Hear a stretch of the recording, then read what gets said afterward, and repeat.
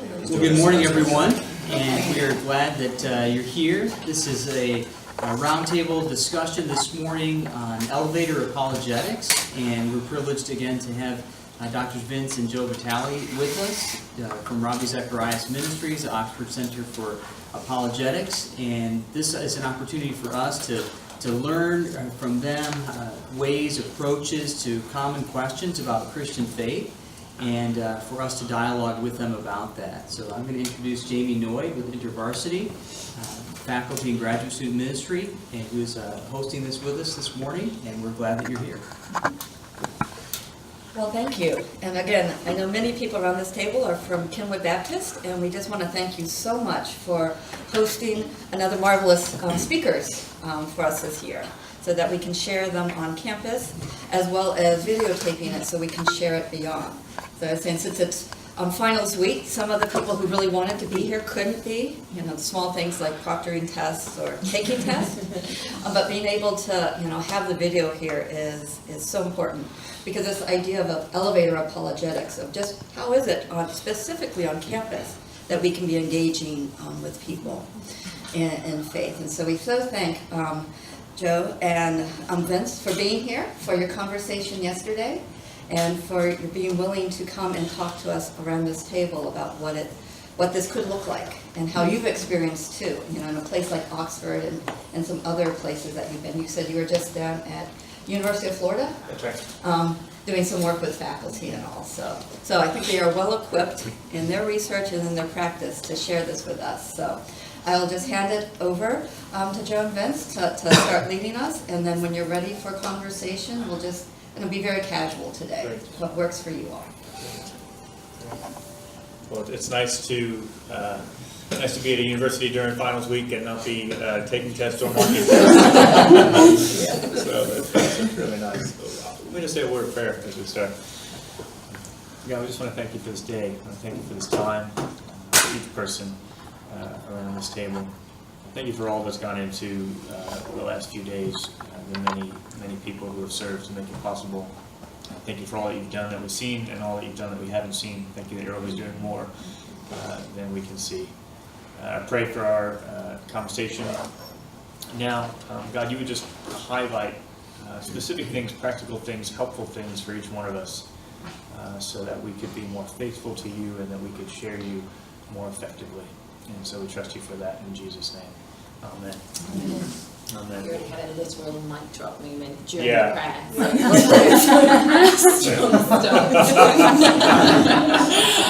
That's great. Well, where's our time frame? Jill? We have the whole time until 11. Until then, for the whole time. Okay, That's great. Well, if it's okay, what we might do is talk a bit at the beginning, and then hopefully still leave quite a bit of time at the end for discussion. We can take things in directions that you want to take them. We'd love to hear from you guys and hear about the questions that you're actually finding on campus. We always like in different areas to hear what the questions are, and that really helps us as well. But we thought maybe to start that I would first just give you a little bit of a sense of the way that we approach apologetics. We're an apologetics ministry, RZIM. And maybe I'll give you just kind of two frames through which you can sort of see the way that we approach it in a way that we hope is biblical. And then we'll talk about just some very practical tips that we find helpful for everyday conversations. A group of leaders here, I don't suspect that we'll be saying things that you've never thought of or that are earth-shattering, but maybe there's just a reminder or an emphasis, or maybe it's just packaged in a way that helps to pass it on to others as well. So those are the things we were going to share to start off, and hopefully that gives us enough to jump into conversation and discussion after that. So if that's all right, the first frame that I just wanted to share about our approach to apologetics is through 1 Peter 3:15, a verse probably many of us are familiar with. It's one of our key verses as a ministry. And it says, "But in your hearts revere Christ as Lord. Always be prepared to give an answer to everyone who asks you to give the reason for the hope that you have, but do this with gentleness and respect." And I love the richness of this verse. And one of the reasons I like going to this verse to talk about apologetics is because I think there's at least 6 explicit or implicit instructions all included in just this single verse. And I'll just run through them. So the first one is to revere or set apart Christ as Lord. I love that the verse starts there because we often tend to think of apologetics as very heady. But the verse starts out by saying if you're going to do apologetics biblically, it has to start with setting apart Christ as Lord. And that makes sense to me. You know, there's something very relationally delightful about when someone really wants to know you and they ask you good questions about yourself and they're not satisfied with superficial answers, but they push deeper and really want to know even the challenging things about you. And I think that when we're doing apologetics, when we're asking hard questions about faith and about God, it's relational. Because we're asking those questions not just about God, but to God.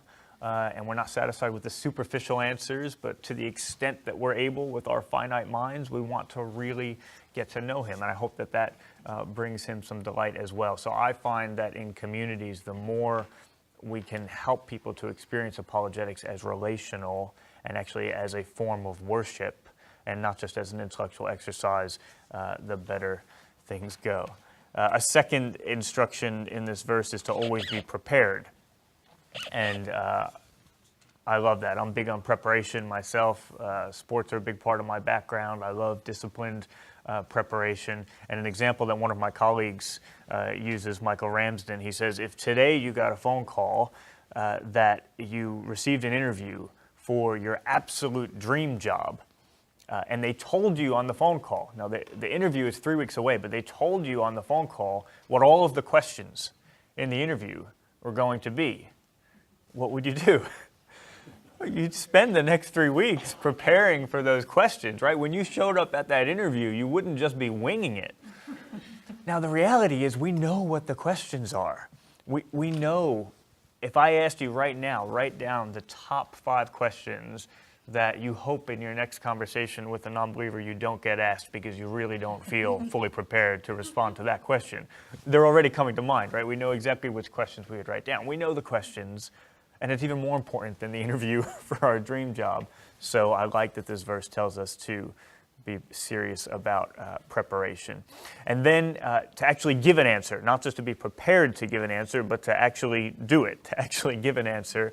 And so I think there's an encouragement to actually wind up in the sort of relationships and the sort of conversations that lead to opportunities to share the gospel. And we're going to get to that more when we talk about some of the practical aspects of conversation. Then fourthly, give an answer to everyone. Just wanted to highlight that because I like the way it focuses in on the personal. There's this emphasis that it's not primarily questions or controversies that need answers. It's people that need answers. And I think that's very important.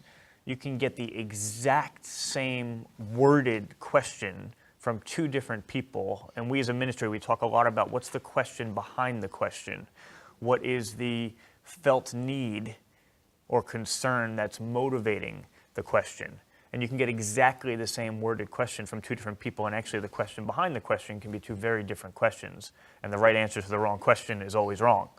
And the example I often give from my life is when my Aunt Regina was sharing with me about the difficulty she was going through caring for her son, who suffered significantly, my cousin, because of disabilities in his life.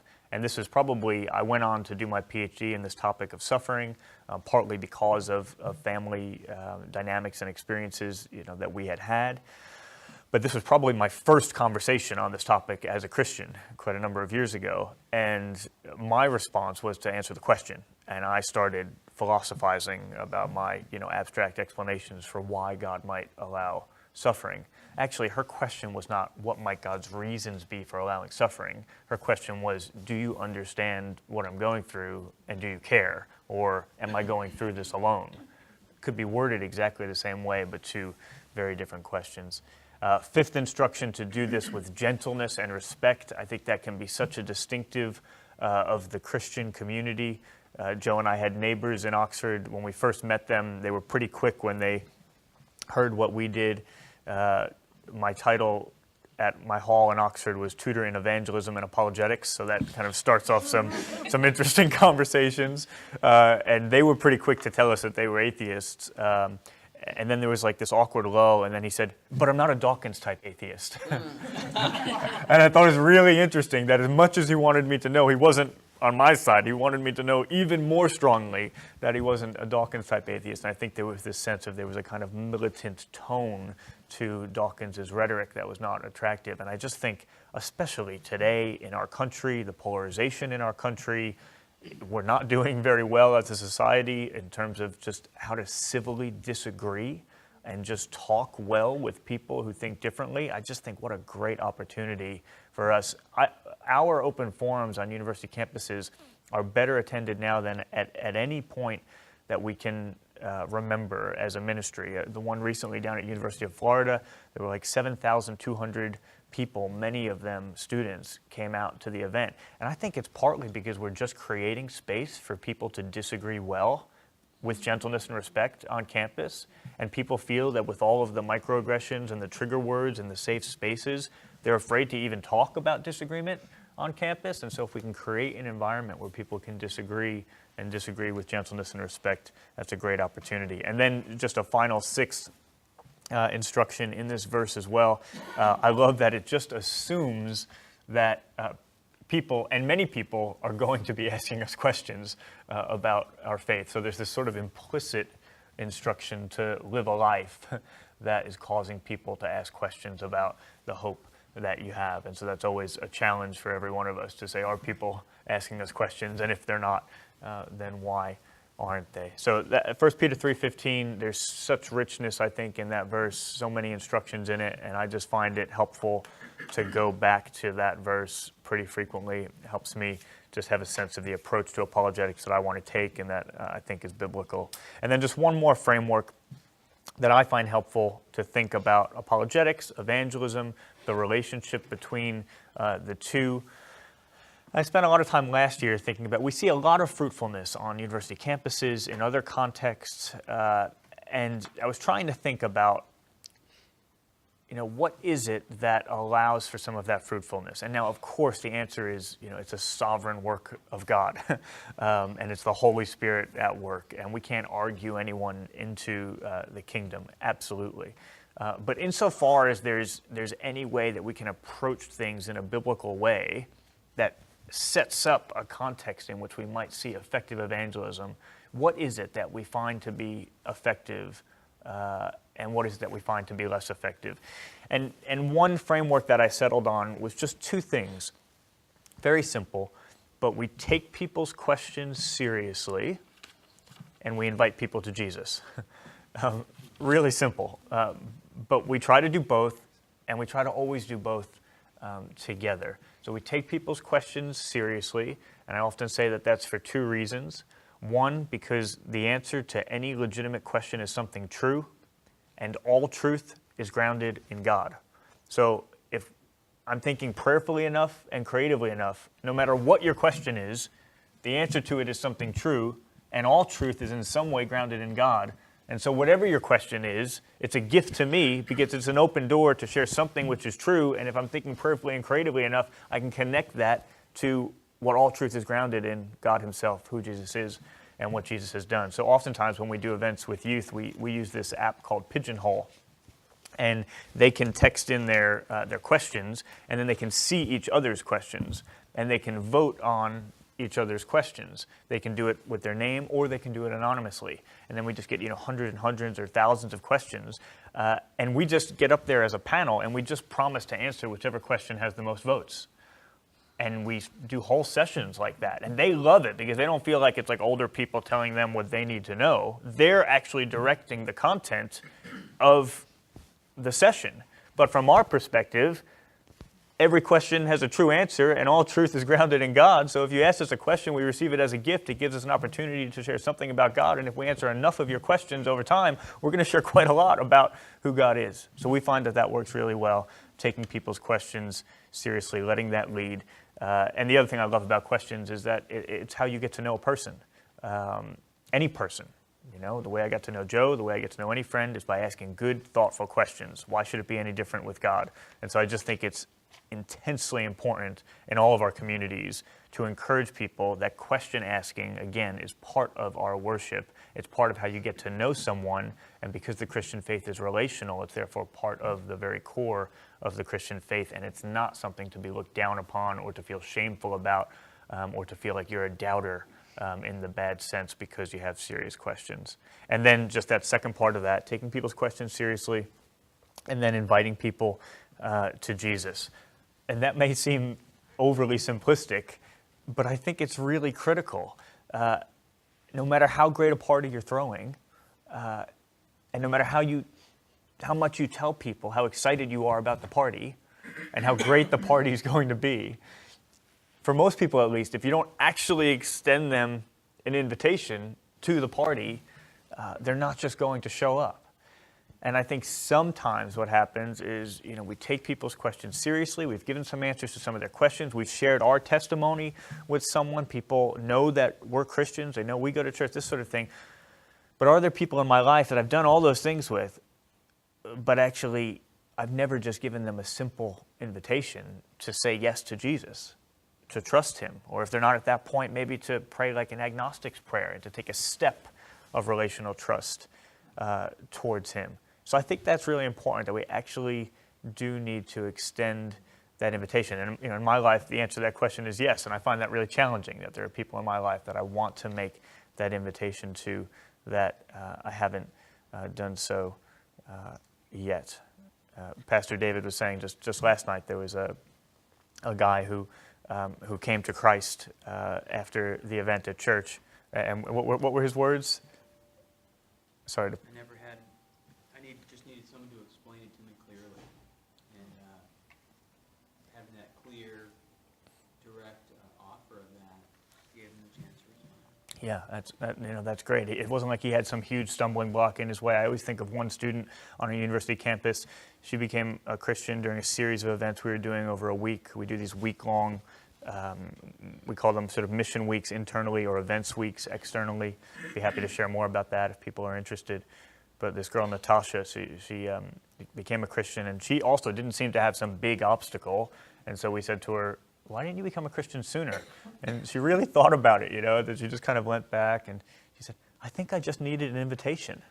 And so that's always stuck with me, that there are people, Acts 27, God is not far from any of us. Romans 1, people do know God deep down somewhere. He has been revealing himself plainly, not just little things about himself, but his very divine nature.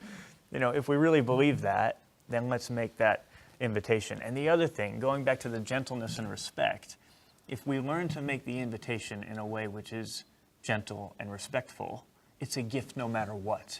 If I give you an invitation to my wedding, even if you think you can't make it, I have still honored you, I've blessed you, I've given you a gift. And so if we can learn to make the invitation in the right way, we don't need to be worried that it's going to offend someone. And then someone has a model as well for what it might look like to say yes to Christ when they are ready. So taking people's questions seriously, inviting people to Jesus, and we always try to do both together. That's what we find really effective. Oftentimes we get asked to come to campuses and people will say, hey, can you do apologetics at lunchtime? And then at the evening event, can you do evangelism? And I sort of understand what people mean, but I don't really see that distinction biblically. And I get a bit confused because it's sort of like, okay, at lunchtime you want me to take people's questions really seriously, the questions that are their felt needs and what's relevant to their life, but not invite people to Jesus. And then in the evening you want me to invite people to Jesus, but in a way which is disconnected from the questions that they actually have and where they actually are. What we find to be really powerful is when you bring the two together. Start with people's real questions, see that as an open door to preach the gospel, not around people's questions, but actually through their questions. We find that to be very powerful. So that's just a couple different frameworks through which I think about apologetics. And now we'll move on to talk through a few practical tips about conversation, and then we can open up for more discussion. So we wanted to talk a little bit about conversations, just because it's probably true for most people here that the greatest impact you're going to have for the gospel in your life will be through the conversations that you have, more than public speaking or preaching. Now, even if that isn't true necessarily for all of you, it's certainly true for the people that you lead, for your congregations, for the ministries that you work for. And I also think you could probably arguably say this of Jesus as well. When you look at the Gospels, how many amazing conversations do we have recorded of the impact Jesus had, as much as his teaching? So conversations are key. The other reason we want to talk a little bit about how you have evangelistic conversations is because it seems to be that this is an area in particular that we don't spend a lot of time thinking about or talking about. All of you here today, if I asked you if you know the Bible better now than you did a few years ago, hopefully the answer would be yes. If we asked, are you a better parent now than you were a few years ago? Hopefully the answer would be yes. You learn as you go. Are you a better leader than you were 10 years ago? Maybe yes. Are you a better public speaker? Do you write better sermons? All of these you've probably got better as you go along. But if we asked, are you a better conversationalist today than you were 10 years ago? What would your answer be? And actually, we find that most people find that a much harder one to answer positively. And I think the problem is that we don't take this seriously as a part of Christian discipleship. There's this scene in Pride and Prejudice, which I've made Vince watch several times through now, where Mr. Darcy says to Elizabeth Bennet, I have not that talent which some possess of conversing easily with strangers, to which Elizabeth responds, I do not play the piano so well as I should wish to, but I've always supposed that to be my fault because I would not take the trouble of practicing. And so if somebody isn't good at conversation, typically I think we don't really see that as a spiritual weakness. We just think, oh, it's a bit unfortunate that they're awkward in that way. Or we even maybe see it as a sort of endearing part of their personality. But actually, we don't always see it as something we should be working hard to get better at. If we gave a terrible talk, it would really weigh on us. And I think rightly so, that we didn't do a good job. But if I have an uncreative, uninspiring, totally boring, put you to sleep conversation, then usually I'll walk away from it and I won't think twice about it. And I'm sorry if you've had any of those conversations with me in the last 2 days. So I really think this is something we want to take very seriously. And Jesus is just an amazing model for us. If you're wondering about how to do conversation well, just read through the Gospels and look at the way that Jesus does it. But we just want to spend a bit of time giving 7 very practical tips for evangelistic conversations. Yeah, so these are just tips that we found people have found really helpful in church context, in university context, and each of them says, the first one is be multilingual, and each one of them will be something. And so the first one is be multilingual, and the idea here is not just in terms of literal languages, though fantastic if you have that gift, but it's about being able to speak competently about the things that matter most to the people who you care about or the people that you're called to reach. And really the prime example of this in my life is that when I moved over to England, I had become a Christian shortly before. And it wasn't easy for my parents when I became a Christian, sort of cultural Catholic background, but not church going. And now I'm saying I'm an evangelical Christian. They didn't have any box to put that in. And there were a few different things going on. I wasn't mature enough at the time to realize that, but they sent one child off to college. My parents didn't go to college. I was the oldest cousin, kind of first one in the family to go off to college. And then I come back, and in a very literal sense, I'm a different person. And I'm saying, well, look, this is for the good. I'm treating you better as my parents. I'm treating my brother better. Why can't we all just be happy? I think from my parents' perspective, they were like, well, look, we loved the child we sent off to college. We got a different one back. We don't care if you're better or worse. We just want our old child back who we love. And I now can see the reasonableness of that emotion in maybe a way I couldn't then. I also think they felt a sort of implicit criticism of their parenting, because I was now saying this is the most important thing in life, and it wasn't something that they had taught me. And then I also think from my dad in particular, his identity as father was very central to how he understood himself. And now all of a sudden I had this spiritual father who was my primary father figure, and I went to him first for discernment and for guidance. And I think my dad almost felt some infringement on on his turf. So we were in this kind of difficult stage, and praise God, God has brought my parents to himself, but it was a very gradual 13 to 15 year process where if you asked me in any one of those years, has there been any progress between the year before and now, I probably wouldn't have been able to see it because the incline was that gradual, but God was really faithful in laying firm and deep roots through that really gradual process, so incredibly thankful for that. But there came a point at which I'm now over in England, and my parents are in New Jersey, and I'm just struggling in particular with my dad to figure out how to connect, and we're on the phone, and, we see the world differently now, and we're not sure what to talk about. And I really felt like it was a sort of prompting from God to start watching baseball. My dad's a big New York Yankees fan. I had never been a baseball watcher. And I started watching the Yankees, and amazing how in a short amount of time you can really develop an emotional attachment. And before you knew it, I was a bigger fan than him, and that gave us something to talk about every day of the year. Maybe it wasn't the most meaningful thing. Maybe it wasn't what I ultimately wanted to be talking to him about, but it was just something positive that he cared about. And so just in terms of being multilingual, if there's a person that someone senses God is calling them to reach, one of the questions I would have for them is, what does that person care about? Even if it's not the most significant thing in the world, is that something that you could learn to care about? Is that something that you could come to understand and that be a starting point? And I actually think that, for my dad and I, that gave us something to be excited to connect about, whether it was, by text or by phone, pretty much every day of the year. 162 games just in the regular season. Then you got the playoffs, you got all the off-season trades. All of a sudden, we were in contact in an enthusiastic way every day. And I really think when somebody says, what was the most significant way that God used you in bringing your dad to faith? The first thing that comes to mind is I started watching baseball. I don't go to the conversation where I was, really able to fully share my testimony with him, or even the conversation where he, finally prayed to receive Christ. I think it was in that initial prompting to just understand where he was at, the language that he was speaking at the time. A second point would, a quick one, just be goal setters.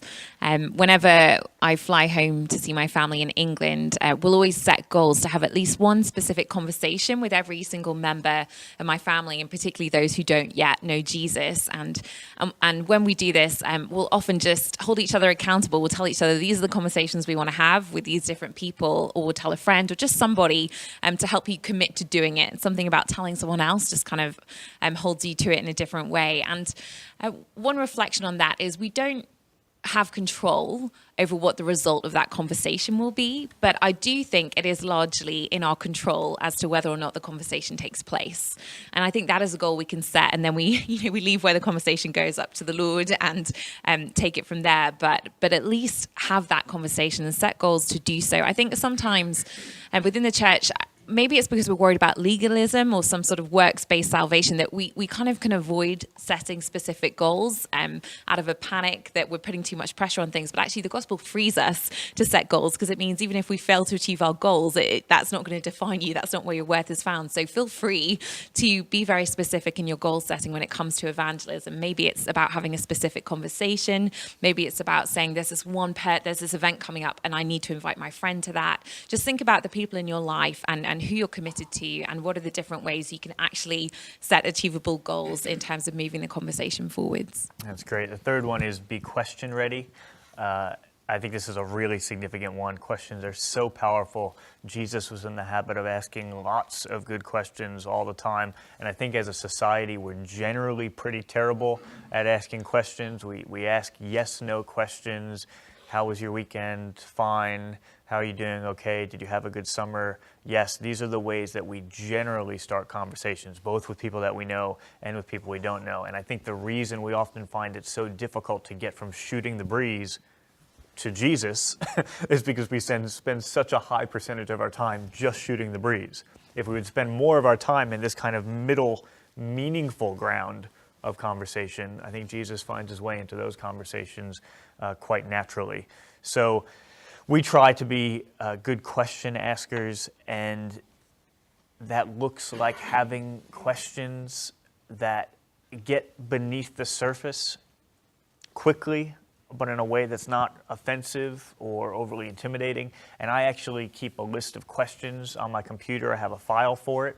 And if you ask me a great question today, I'll jot it down in there. If I came up with a question and I asked it a couple times of people and it just bombed and led to terrible conversations, I'll go back in and I'll delete it. So it sort of evolves over time. But maybe once a month or so, I just read over that list of 20 or 30 questions, and it just reminds me of good, meaningful questions to have in mind as I'm starting conversations. It makes a real big difference. A couple of my favorite questions. One is, what causes 80% of your stress in life? And the very first time I ever asked that question of someone, they said, without missing a beat, they said, people like you asking me questions like that. I said, well, what about the other 20%? Then we had a great conversation. Another question that I love is, have you had experiences in your life that have ever made you think that there might be a God? That question, if you give people a little bit of space, ask it at the right time, and give people a little space to actually consider it and give you a thoughtful response, that question will pull amazing things out of people who have just told you that they're absolutely sure there's not a God. And then all of a sudden there was this one time when, and they tell you this story, and you just think, that's amazing. That has God's stamp all over it, and then you're into a very good conversation. So I think being great question askers is really significant, big part of being prepared. We tend to think sometimes that preparation for conversation is fake or prescriptive. I feel that concern. I want to identify that. But I don't think having, a list of meaningful questions that are rolling around in your head has to be fake or prescriptive. It just means I care enough to ask someone a real question about their life. I care enough to give someone a real response to a question that they might ask. And sometimes I think the concern might be motivated by a thought of, look, we need to leave room for the Holy Spirit to work in the context of a specific conversation. Yes, absolutely. But my point is just that God is sovereign at all times. He's in just as good of a position 3 weeks before I'm going to see a friend to give me a good question to ask them, as he is right in the middle of the conversation to give me a good question to ask him. So God is omniscient in that way, and he's sovereign at all times. So both in the conversation and in the preparation for the conversation, we can trust him to help us move in meaningful ways. And then the next piece. Am I doing the next one as well? Yes, you can do. Yeah. I'm doing the next one as well. The next one is, so it's just the counterpart of that. I actually started to get into it already. The one is to be question ready, and then the other one is to be response ready. And it's very similar. Our responses to everyday questions tend to be not particularly thoughtful or meaningful, and sometimes to everyday questions where there's amazing opportunities to respond in a more creative way or a more meaningful way. I gave the example at Kenwood a couple days ago of the question, how was your weekend? If you're a Christian, if you're a church-going Christian, how was your weekend, which is a question you probably get every week, is an unbelievable opportunity and open door. And most of the time, unfortunately, I just say, fine, thanks, how was yours? Or I talk about something that has nothing to do with anything church-related or spiritually related. Whereas if I just give that a little thought, it doesn't have to come across as weird. For me to say, Saturday I did this, this, and this. Sunday, we headed to church in the morning. That's always a highlight for us. Do you ever go to church? No, never. I never used to either. But about 5 years ago, a friend invited me along. We'd actually found an incredible community there. We really love going. The kids loved it. We'd love to have you join us sometime. Would you be open to that? That's not weird. And in fact, it's a more honest answer. If you've encountered the living God in the context of community and a church service on a Sunday, then for someone to ask, how was your weekend? And say, fine, thanks. It's not even really an honest answer. So I think that there are questions like that, just everyday questions. How was your weekend? What do you do? There's a question you're going to get how many times over the course of your life? And there are creative ways to respond to that question. They're going to lead to meaningful conversations. And then there are just typical ways to respond to that that's going to lead to shooting the breeze and are going to be less likely to ever lead to Jesus. Jesus. So be question ready, and then be response ready as well.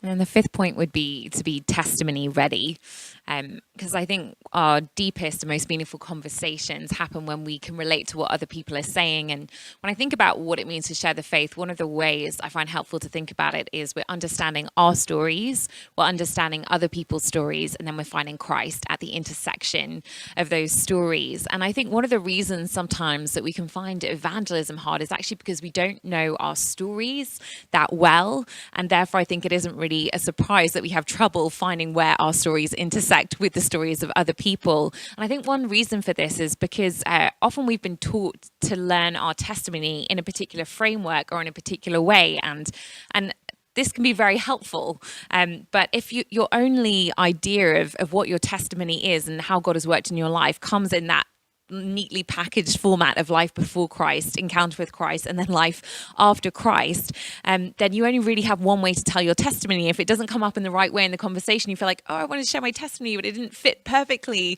in that conversation. Whereas actually, when you reflect on it, we have so many amazing testimonies of how God has been at work in our lives. And I think one way to help yourself reflect on that would be to just consider writing down your testimony along various different themes. So perhaps look at different themes that you could think about your life in. It could be anything from like forgiveness, family, suffering, academic studies, relationships, guilt, death, fear, dreams, purpose, loneliness, freedom, pride, worry, anxiety, shame, frustrations with the church, decisions about the future, image, identity. It really is an endless list of different areas that you could reflect on. And so think about a theme like that and then pray and just consider, on that theme, how have I seen the Lord at work in my life at different stages and different seasons? And I just think the more we do this, the more we prayerfully reflect on that, the more we'll be ready wherever the conversation goes with somebody. If they're sharing about stress or anxiety or identity or shame, you'll always have it on the tip, it'll be there in your head thinking, well, I've seen the Lord work in this way, and they can share about that, and there will be that intersection where you can bring Christ in. The other great thing about doing this, almost a sort of a spiritual exercise, is, if you just take the time to do one of these a week, then actually it's a wonderful way of just reflecting and recognizing just how many ways the Lord has been at work in your life. So actually it's a wonderfully worshipful experience as well. That's great. I mean, with some of this kind of preparation type of stuff, I used to find it really discouraging how incredibly quick Jesus was on his feet, Why do you call me good? You who are without sin, throw the first stone. Render to Caesar what is Caesar's, just these lines that I think of 3 hours later on the drive home, and almost discouraging that I could never, think of responses like that. But I was reading about William Wilberforce a while back, and he was a great personal evangelist, and he was known for spending an hour or more after dinner thinking about the people in his life. And you can read in his journals just some of his kind of scratch notes about people in his life and ways that God might want him to interact with them, questions to ask them, books to give them. He called them launchers, ways of hopefully launching into more significant spiritual relationship and conversation with friends. And it just got me thinking, and it's probably both, right? Because Jesus can be as quick on his feet as he wants to be. But how much of what we see in the New Testament is just Jesus being quick on his feet? And how much of it is because he was spending time with his Father the night before, thinking about what are we going to do tomorrow, and who are we likely to see? And, oh, yeah, we're going to see this Pharisee tomorrow. And, right, that's exactly how he's going to be likely to try to trap me or to try to get me caught in a corner or something. And, okay, let's think prayerfully together about how I might respond. So I wonder if even, Jesus was in the practice of this, getting up early in the morning, praying, thinking about the day. Who are the people I'm going to interact with? How are they likely to interact with me? How can I respond in ways that are creative and meaningful? We're just about done, and the sixth point that we wanted to speak to was just to be prayer ready. I won't linger on here too long, but just what a gift that prayer is powerful and effective. And I just like to remind myself sometimes that it's amazing. It's a superpower. I was living over in England, and things happened, concretely, tangibly, for my family in New Jersey, thousands of miles away, because I was talking to God in England. That's amazing. That's a superpower. And just an encouragement. I like encouraging people to make sure that we're making use use of that. And so the question I'd like to ask people is just, how do you make sure that your prayer for not yet believers, one woman whose husband came last night, who's not yet a believer, she referred to him as a pre-believer. I like that. How do we make sure that our prayer for pre-believers is consistent and disciplined, and not just if we happen to remember? That's not really making use of that superpower in the way that we could. And I think there's tons of ways to answer that question, whether it's an app on your phone or a list you have on your desk, or different ways for each person. But just that each of us and each of the people that we're discipling should be able to answer that question. How do we make sure that prayer is consistent and disciplined? And just the final point we wanted to share was to be good stewards of conversations. If we gave you $100 right now, I'm pretty sure that you wouldn't just throw it to the ground and wonder if you're going to look after what you've been given. And when someone comes to you in a conversation, they entrust you with something very personal and significant about their life, how much more is that worth to us? If you have a good conversation with somebody and they're vulnerably sharing all kinds of information with you, like the name of family members who don't yet believe, or possible information about the struggles they're facing, or if someone is sick and they're asking you to pray for them, or a hope or a dream or something frustrating in their life, those are actually amazingly valuable gifts that people are sharing with you. And so what do we do with that information? Are we trustworthy with what has been entrusted to us? And do we care enough about that person, the conversation, to remember it and to pray about it?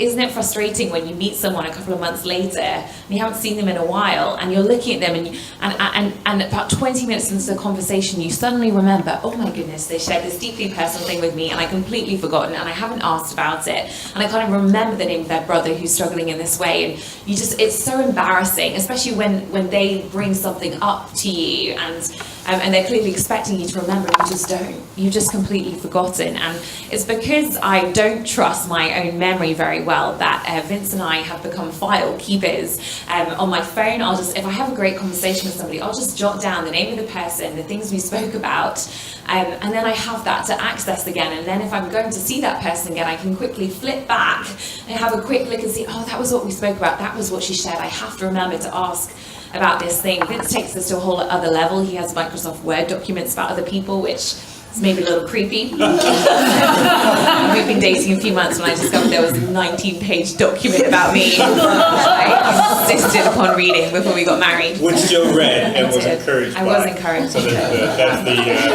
litmus test about whether it's creepy or not. If the other person could read it and be encouraged. Did that change your 47 things you don't know about me? Well, I realized he knew more than I thought. He was watching very It's really closely. 39. Whoa, scratch some of those off. But the thing is, it's not actually creepy in the sense that when someone is giving you information about them, they're giving you permission to remember it. And as academics, we write down documents about other people and their work and their thoughts all the time. So why not do that with the people who are actually in your life, who you're going to see? How much more important are they? And it actually really, really makes a difference when you remember. When I was doing some undergraduate ministry several years ago, and a girl came up to me one day who had only met twice before, very briefly at the start of the academic year, and she basically said, can I talk to you, and shared some deeply personal things about some serious abuse that she'd been through, and I started mentoring her and walking through that with her. But I was really surprised that she came to me, because we'd only spoken twice before. And so I said to her, thank you so much for trusting me, to walk through this with you. Can I just ask, what made you ask me? Because obviously we haven't really spoken much before. And she just said, well, the second time I met you, you remembered my name. And I thought, that's someone who would care about me, and I could trust you.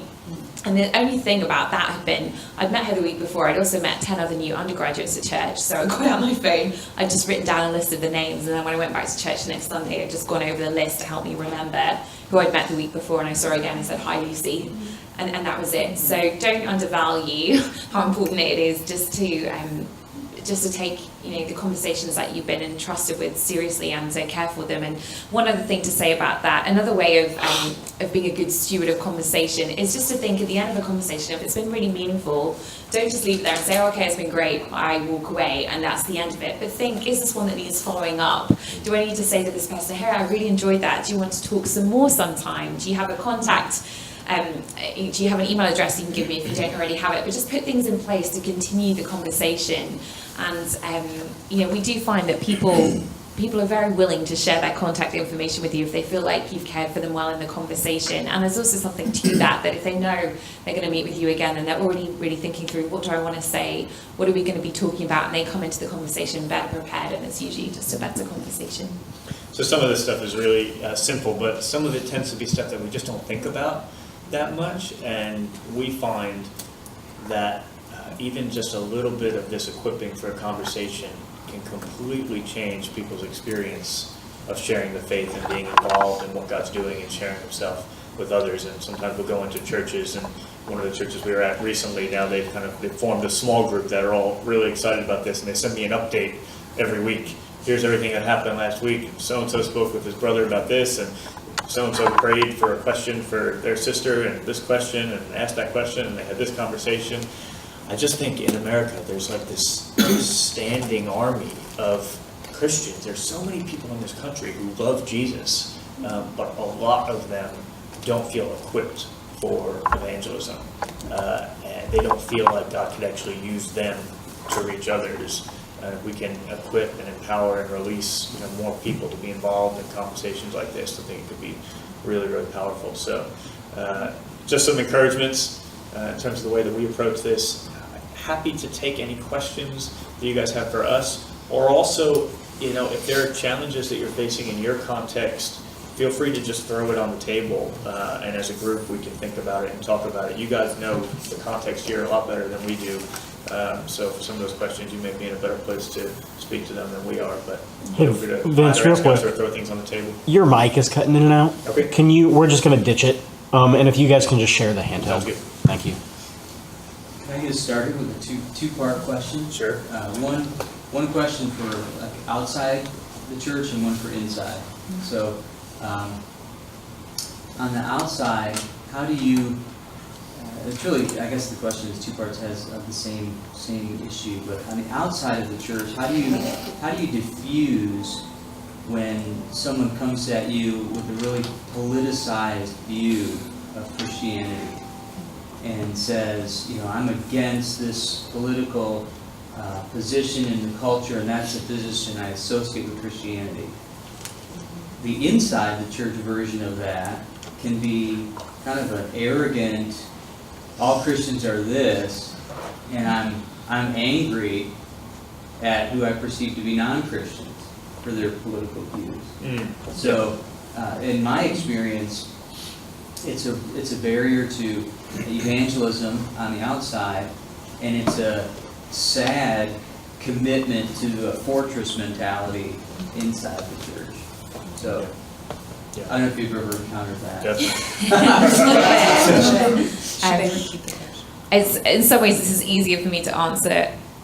Can you just repeat the question repeat briefly? The question. Thank you. So the question was basically that very often one of the hindrances towards evangelism outside of the church can be that people have a certain perception of Christians, particularly a political view, and they assume that, to be a Christian means you hold these certain political views, and they're angry about the political view, and therefore they're also not open to the message of Christianity. And how we also, the second part of the question is, sometimes you encounter the same problem within the church, that Christians hold strong political views, and they feel very defensive from those they see outside of the church who hold the opposing view, and that sort of defensive fortress mentality gets in the way of sharing the gospel. And in some ways this is an easy one for me to answer because I'm not American, so I get away with, so I can say nothing back. So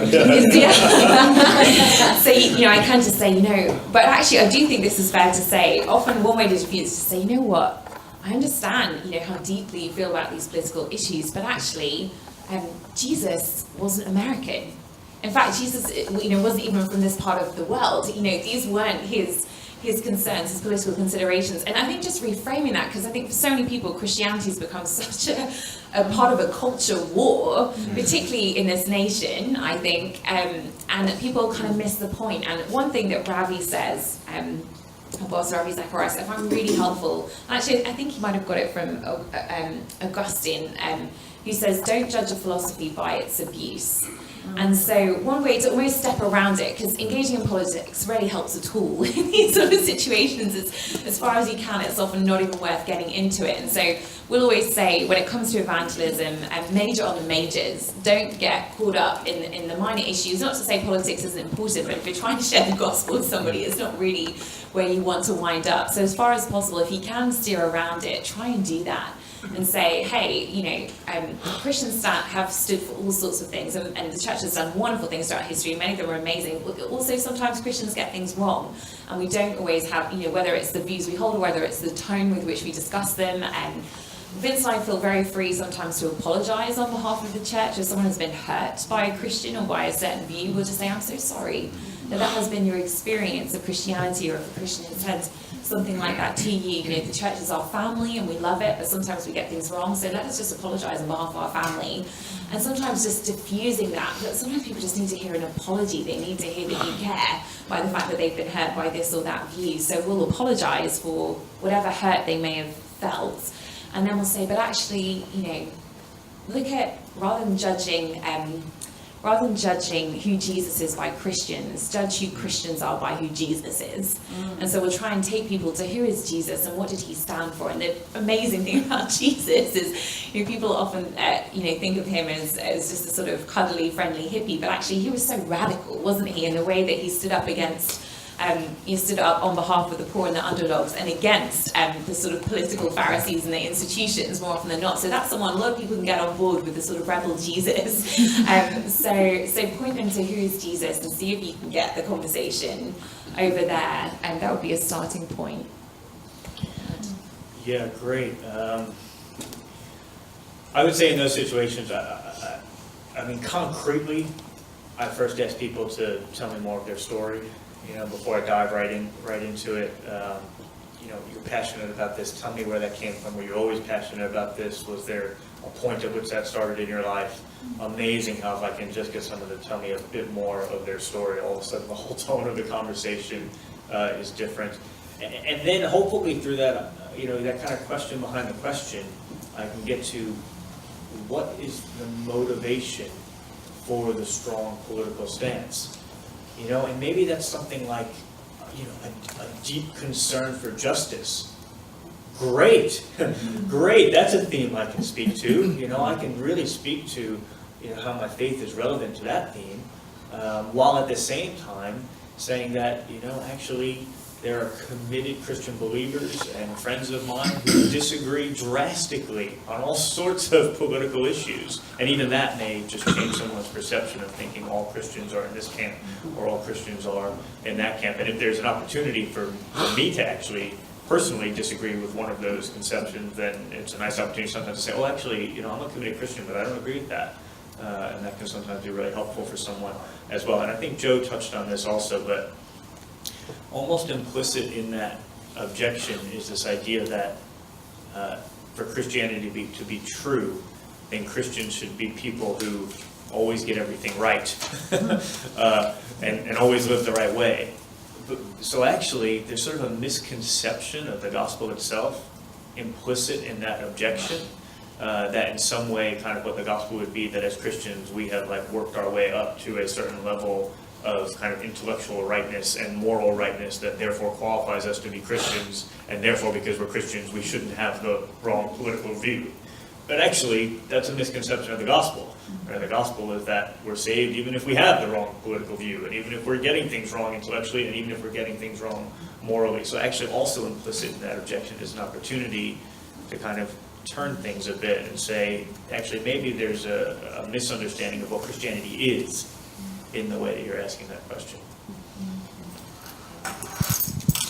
A couple of other, in terms of inside the church as well, you're asking about how as Christians do we deal with this? I think it's just, as far as we can, I liked that you asked the question on Sunday night, what is a Christian?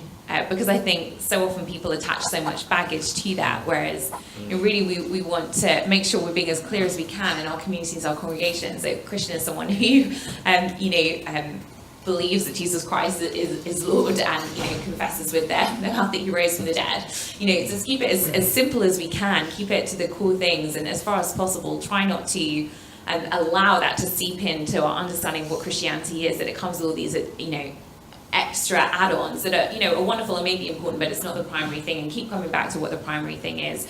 I think the second thing is, in terms of something you can very practically do, and this is easy to do over certain perhaps issues going on in the culture, certain struggles that we as a church are facing, is think about where are the places where we can bring people together who might see this differently, or who've had different experiences, which means that maybe they're even judging other Christians for holding a different view or having a different experience. And we're very, very grateful to be part of a church in Atlanta that helped set up something called the Conversations Movement. Now, the culture we're in Atlanta, race is a particularly difficult struggle, and a lot of churches tend to be white or black, and they're not very mixed in the context that we're in. And I love what our pastor has done, and he got together, so he's a black pastor, he got together with some white church pastors, and they formed a movement called the Conversations Movement, where first the pastors met together once a month just to do fellowship over the course of a year, just to have dinner together. And during that time, as they built friendship, they then really began to talk about race,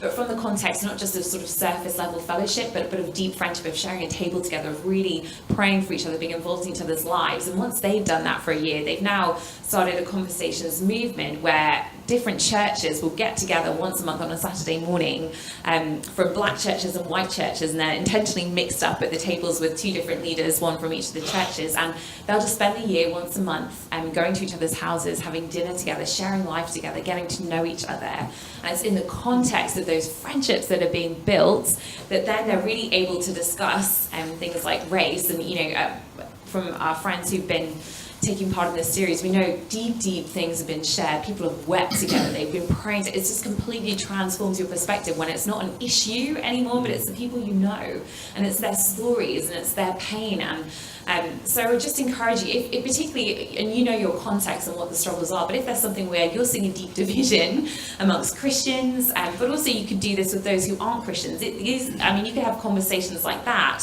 And that would be an amazing model for your city or your community. We say, we're going to talk about race, and inviting believers and non-believers into those table conversations. Wouldn't that be powerful? Wouldn't that be an opportunity for the church to be doing something not only to bring believers together, but those outside of the faith as well, and modeling what it looks like to be reconciled, to have hard conversations in the context of love and friendship that breaks down what we're seeing in this breakdown of civil discourse. So maybe just thinking really practically, where are we disagreeing? Where are the struggles? It could be a political thing, or it could be over race, or it could be so many different issues that we're having to deal with at the moment. So just thinking very practically, what would it look like to bring people together?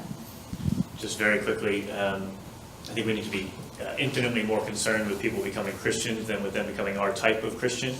And usually when I say that, that resonates with Christians. People say, nod their head and say, yeah, that's right. But then there's that kind of backlash of the response, where you think, but is that true in my life? How concerned am I with people becoming not just Christians, but am I still rejoicing in the same way, even if they become a Christian that's not of my political type or not of my denominational type? Sometimes in the right context, I used to do this with my students on the first day of class. I would say, write down a theological belief of yours or a political belief of yours that has changed in the last 2 to 3 years. Now, obviously there are core gospel beliefs that I hope are going to be unchanging throughout their lives. But there are a lot of other theological beliefs that aren't spoken about in the scriptures in such a definitive way. And there are a lot of political beliefs that aren't spoken about in the scriptures in a definitive way. And I always find myself concerned if somebody can't think back over the last few years and think of anything significant theologically or politically where their beliefs have changed. That makes me concerned that someone's in a position where they think they have it all right. They think they have it all figured out. And that's not usually the best place to be. And then finally, our church in England was a church where among the leadership there was some significant disagreement on theological positions, not core gospel issues, but still significant theological issues. And I remember asking one of the pastors, how do you guys manage to minister together when you disagree about quite a bit? And I just always remembered his line. He said, if you do enough mission, there's just not time for division.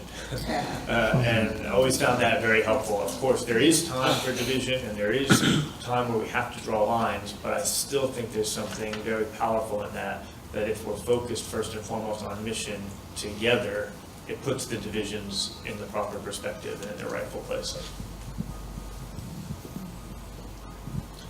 Somebody else want to jump in with a thought or a question? I've got a question. So perhaps because of the inability of our society to have public discourse, many universities have created these safe spaces that you mentioned. Non-judgmental, people can articulate whatever point of view they have. Kind of talk about that a little bit in light of truth and love.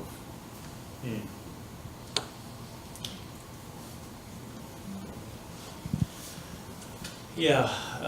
Vince, can you recap that question? Sure. Many universities have created safe spaces as a place where opinions can be expressed without any concern for judgment or disagreement. How does that relate to how Christians should respond to those sorts of contexts, in particular with respect to understanding of truth and love?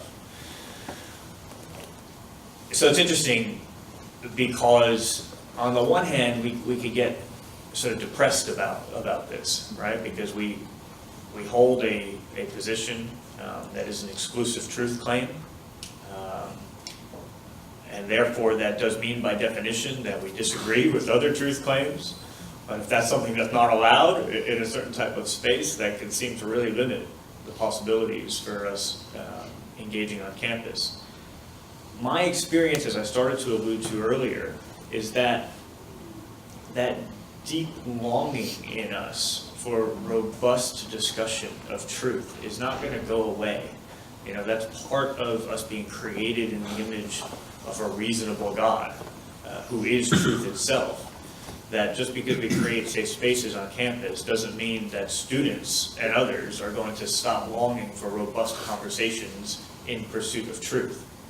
So on the one hand, there are challenges to where and how we can have those conversations, but I actually think that there's a unique opportunity here because it puts us in a position where if we can create space for those conversations, and generally if we do that in a gentle and a respectful way, that's not necessarily seen as problematic by a university, I think it comes across as very, very distinctive. I mean, in our culture, for two people to disagree passionately with each other, and yet do so in a way that's loving, is very, very unique. And I think it speaks right to the heart of the gospel, because that's who Jesus is and what Jesus did. Some of you will have heard me say this, but when Jesus came, that was his greatest act of disagreement with us. His very coming meant that our lives had disagreed so badly with what he intended for them that we required saving. Right? So it's fully committed to truth, leading to disagreement. And yet, it's in that very act of coming that it's God's greatest expression of his love for us, that he's willing to come and die for us. So in one and the same act, you have God's greatest expression of disagreement and commitment to truth and his greatest expression of love. And I think sometimes where we get this wrong is that we do one of two things. We either start with love, and we're so afraid to get to truth that by the time we get to truth, the conversation has already been decided and moved on. Right? We're not going to talk about this ethical issue or that ethical issue until we're absolutely forced to. We're just going to love people, love people, love people. We're not going to talk about truth. Oh, well, we missed the boat. Society's already decided what it thinks about that issue. Or we go in the other direction where we're strong on truth, and then after the fact we kind of think, oh, I better do something loving to that person or to that group because maybe my truth came across as a bit harsh, and now I need to show that I love as well. I think when you do one and then the other, that's not actually the gospel. The gospel is love and truth united in the very same expression, in the very same act. So when I'm thinking about individuals, people groups, different topics, and how I want to engage on a university campus, this doesn't give you an easy answer, but it's the framework that I think through. What would it look like for me to express this truth and potentially my disagreement with others in a way which is at the same time also my expression of love for the person or for the group of people. If I can find a way to express that is both truth and love simultaneously, that's when I think I've done it in a gospel way, and that's when I think it's most effective. I think I do think we're in a unique era where this is challenging, particularly for campus ministries, I think, because at the moment we're in a culture where I think there's just so much conversation around the right not to be offended, and strong feelings of you're a victim, not only, that actually even someone's words could be taken as an act of violence against you, to the point where people see those as so offensive that they think it's appropriate to respond with actual physical violence, because they will sometimes feel like what you've said to them, it basically qualifies as hate speech or inciting hatred. So I think that's a challenge for us as Christians when we proclaim a message that is inherently offensive. When it goes against everything our culture says, isn't it? To thine own self be true, just be yourself, live your truth, and be who you want to be. And for me, to love you means to affirm everything about you, no matter what you may say about yourself or how you want to define yourself, or what that looks like. And so for us, we really need to be prayerful as Christians in these conversations, because the gospel is a hard message against that, saying actually don't be yourself. You need rescuing from who you are. So just recognizing that we are up against that challenge, but I do think that if we do it with gentleness and respect, and if we're willing to live with people and love them even in our disagreement, it's such a powerful witness. We had a friend of ours who was recently witnessing on campus to somebody who identified as object sexual, which basically means they're attracted to objects, and that may seem bizarre to you, but actually increasingly with the way culture's going and technology's going and sex robots and what's coming down the line, you're going to see more and more of this, of people actually saying they're in love with machines. So that's an apologetic question that is, if you want to get ahead of the game as opposed to always being on the back foot and catching up with cultural issues, this is going to be the next cultural issue, so start thinking about that now. What does that mean? But I think the experience of this girl had either been everyone on campus had basically said to her, well, just be yourself. If that's what you're attracted to, then go for it. We'll support you in that.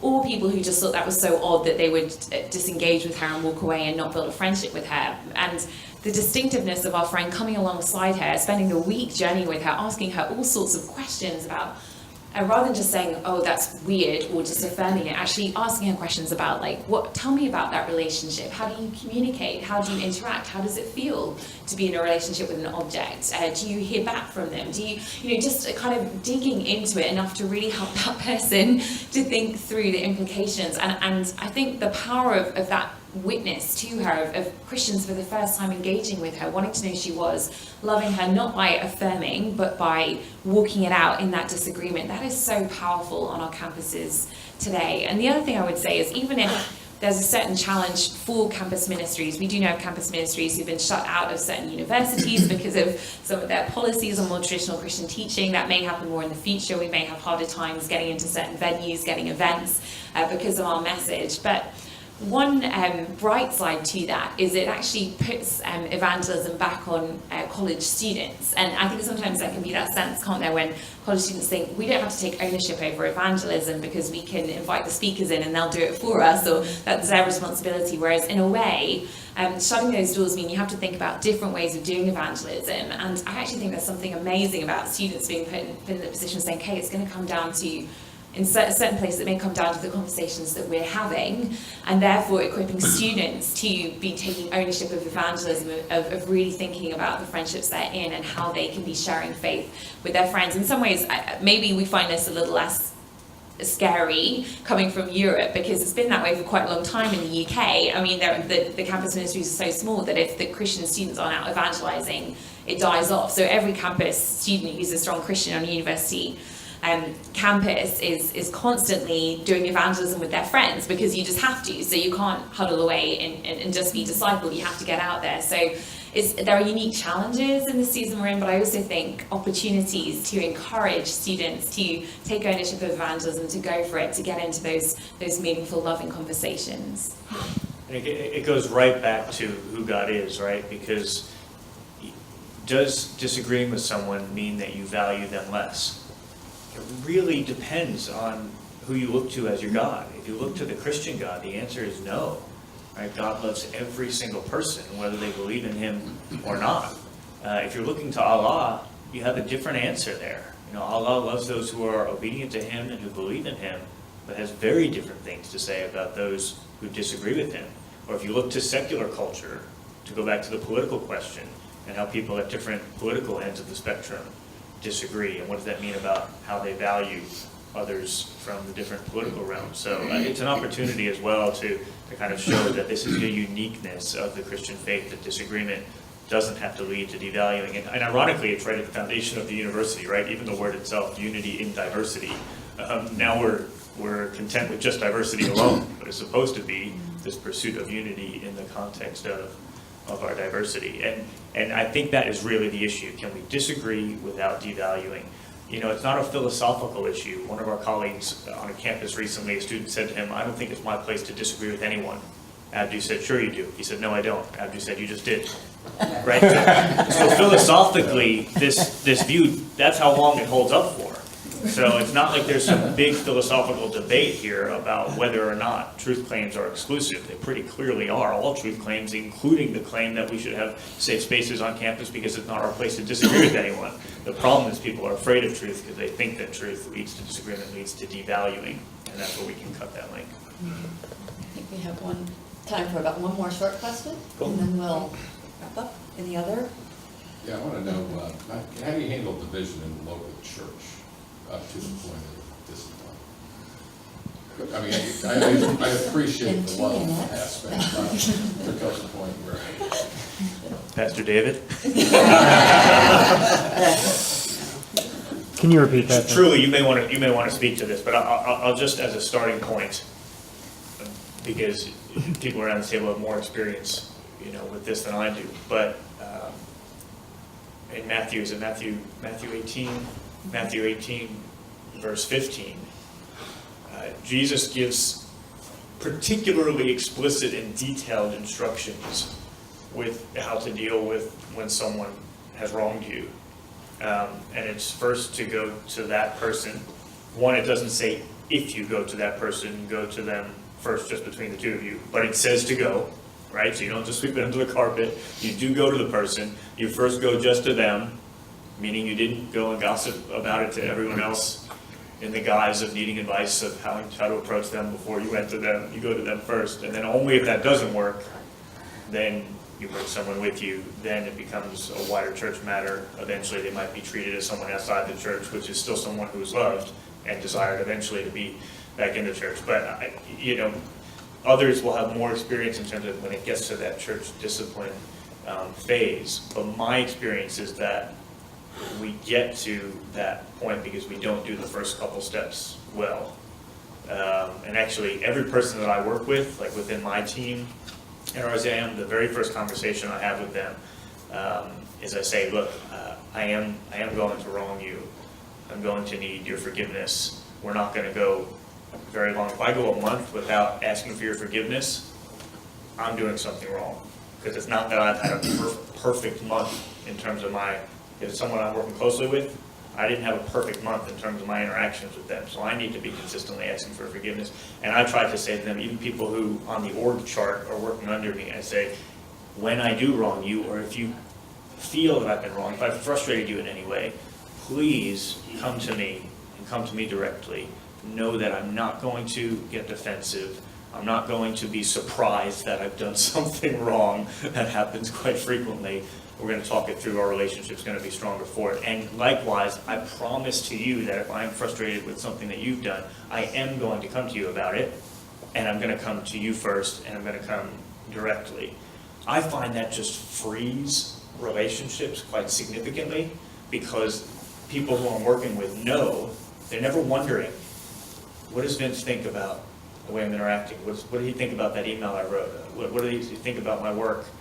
If I haven't come to them, they haven't come to me, we know we're good because we've made that promise up front. So my experience of this is more, I guess, on the early stages of conflict and conflict resolution, but I find taking those early stages really seriously in terms of that commitment in relationships, not to sweep things under the carpet, to go to the person, to go directly to the person, and first to go one-on-one to avoid a lot of the stuff further down the line. You want to say something to that? You guys, do you want to jump in at that at all, or anyone else? I agree with that. I think sometimes that both in the church and outside the church, it's not loving to not tell people the truth. You know, Paul has this line in 1 Corinthians where he says, you know, hand that guy over to Satan so that he might be saved. And you think, wait a minute. Right. But it's, if someone's really outside the church and, you know, they're thinking like a non-Christian, they're acting like a non-Christian, then you have to treat them like a non-Christian. You shouldn't give them a false sense of you're just like an immature Christian. Yes. And I think that's true inside of the church too. If someone's just not acting like they have a saving knowledge of Christ, it's not doing them a service to treat them like they're just an immature Christian. Yeah, I think that's fair. And going back to, question from earlier, if we act within the church like there's no cost of discipleship, then we're in a really bad situation to be able to reach out to certain people groups who do need to make significant sacrifices in order to live under Christ. And so we need to be consistent in that we're not just asking the same-sex attracted community or the transgendered community to potentially think about some serious cost of discipleship, and then not asking that of others within the church who are dealing with other issues, but just as serious. Thank you very much for this morning of conversation, and everybody who came. And I know probably these types of conversations, if you're interested in continuing them and what that looks like, I know we have a couple of different campus ministries here with University Christian Church and Christian Medical and Dental Association, InterVarsity, and there are other groups on campus that if these are things that we want to talk about and continue, how can we more effectively on campus engage? We're happy to continue that conversation, not because we have the answers, but because we want to be in that conversation just as you. So thank you for your encouragement for all that. And if you don't mind, why don't I pray us out?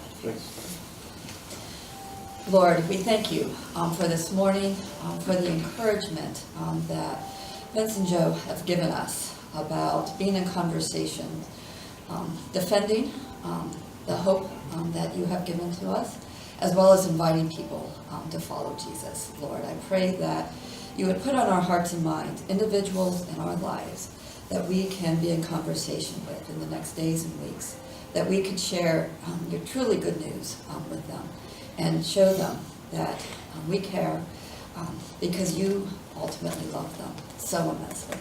So again, thank you for this time, and I pray that as we go out of here, that we would see you directing our steps in these coming hours and days. We ask this in Jesus' name. Amen. Amen.